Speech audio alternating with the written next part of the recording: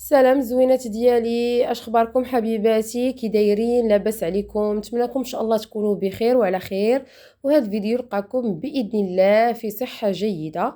كيف كتشوفوا معايا البنات، اليوم اقتراحي لكم في هذا الفيديو بسبوسه هائله، كتجي غزاله غزاله، كتحمق، كتجي لذيذه مسقيه وبنينه وكتذوب في الفم. مقادير اللي هي مضبوطه كيف عودتكم دائما، والنتيجه ديالها ولا اروع. تابعوا معي الفيديو الاخير باش تعرفوا على المكونات وطريقه التحضير، وما تنسونيش من لي لايك الزوينين ديالكم اللي كيشجعوني وكيدعموني دائما على تقديم المزيد. بسم الله على بركه الله، ندوزو باش نتقاسموا المكونات. بسم الله. عندنا 2 حبات ديال البيض، عندنا كاس ونص ديال السميده الرقيقه الخاصه بالحلويات، عندنا كاس ديال الكوك، كاس ديال الا ربع ديال السكر سنيده، كاس ديال الزيت، عندنا هنا عصير ديال الحامضه، كذلك عندنا ياغورت فانيلا من الحجم ديال 110 غرام، عندنا 2 معالق كبار ديال الدقيق الابيض، شويه د الملحه، كيس سكر فانيلا، عندنا هنا 2 خمارات، وعندنا القشور ديال الحامضه اللي خدينا ليها العصير ديالها.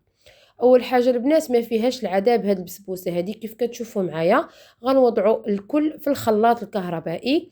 بالنسبه للبيض البنات فهو حجم عادي ماشي كبير، يعني حجم عادي. خدينا 2 حبات ديال البيض، غنضيفو هنا في الخلاط الكهربائي القبيصه د الملح كيف العاده اللي توازن لينا الذوق، غنضيفو سكر الفانيلا، وكذلك غنضيفو القشور ديال هذيك الحامضه كيف قلت لكم اللي عصرناها، خدينا العصير ديالها، وكذلك غنستافدوا من هاد لي زيس ديالها او القشور ديالها اللي كيعطيونا طعم زوين بزاف لهاد البسبوسه هذه.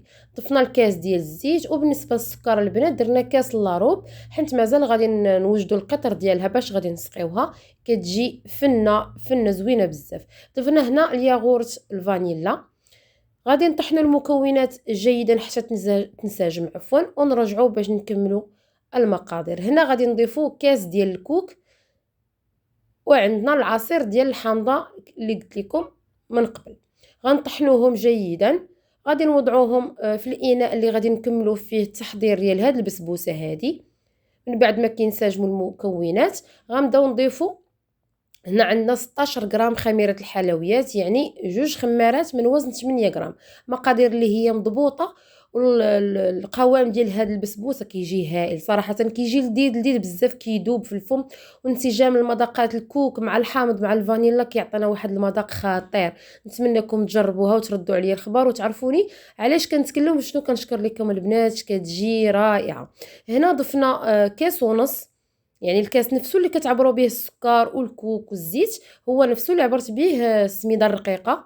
كاس ونص تنخلطوهم مزيان مزيان، والخليط تيكون سائل وعادي البنات لان السميده مازال غادي تشرب وغيتقاد معنا القوام. وكنضيفوا 2 معالق كبار ديال الدقيق الابيض اللي حتى هو كيعطيها واحد القوام هائل.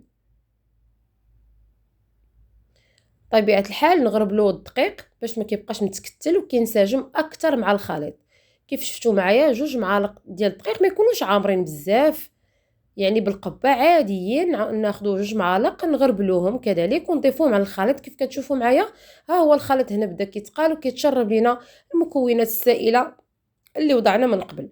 سنكونوا بطبيعه الحال موجدين حدانا الاناء المول اللي غادي نصبوا فيه هاد البسبوسه هذه، يكون مدهون بالزبده ومرشوش كذلك بالسميده الرقيقه. شوفوا معايا البنات الخليط كيولي على هذا الشكل، ماشي سائل بزاف وماشي كذلك ثقيل بزاف، يعني متوسط. جبنا الاناء كيف قلت لكم، هنايا خديت انا هاد المقيله تيعجبني نخدم فيها، كطيب الكيك مزيان، وكذلك القطر ديالها مزيان. عندي هنا فيها 24 سنتيم. وضعت الخليط ديالي، ومن بعد غادي ندخلوها للفران على درجه حراره متوسطه، والفرن يكون مسخن من قبل. غادي ندخلوها حتى كطيب كتنفخ وكيبدا يتحمر لها الوجه ديالها، غير كيذهب ماشي بزاف، نخلوها حتى تتحمر بزاف باش ما تنشفش. ندوزو باش نوجدوا القطر. كيف كتشوفوا معايا عندي هنا كاس ديال الماء، وعندي كاس لاروب ديال السكر سنيده مع القشور ديال الحامضه اللي خدينا ليها لي زيست او القشر الاصفر اللي على برا، وكذلك العصير ديالها. وما غاديش نضيعوا هذيك البقايا ديال الحامض، حتى هي غنوجدوا بها القطره كيف كتشوفوا على نار اللي هي مهيله.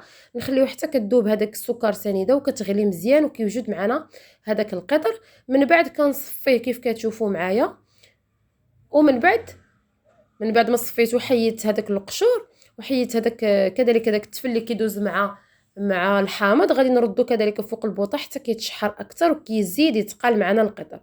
من بعد ما طابت البسبوسه ديالنا كيف كتشوفوا معايا كتجي هائله، كتجي خفيفه خفيفه بزاف، وكيكون الوجه ديالها هكذا مذهب وخفيف. غنجيبوا القطر وغنبداو نسقيو فيها. شوفوا البنات تنساونيش من لي لايك، كتجي رائعه.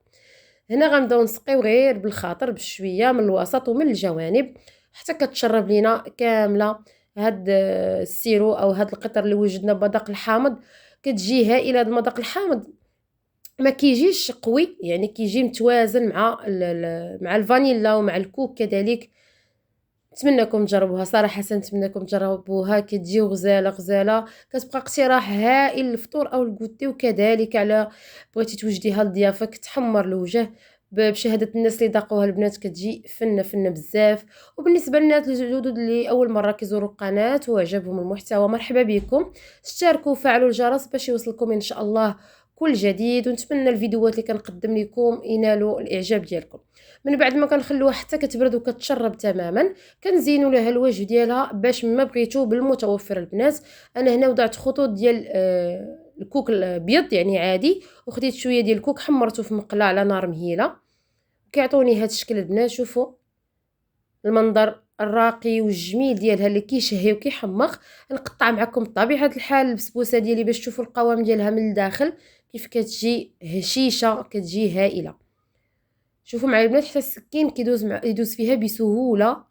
انت كتقطعي وانت كتسمعي هذاك الصوت ديال السيرو او القطر اللي هي متشربه ومتشبعه به، كتجي فنه بزاف. شوفوا معايا البنات كتجي رائعه.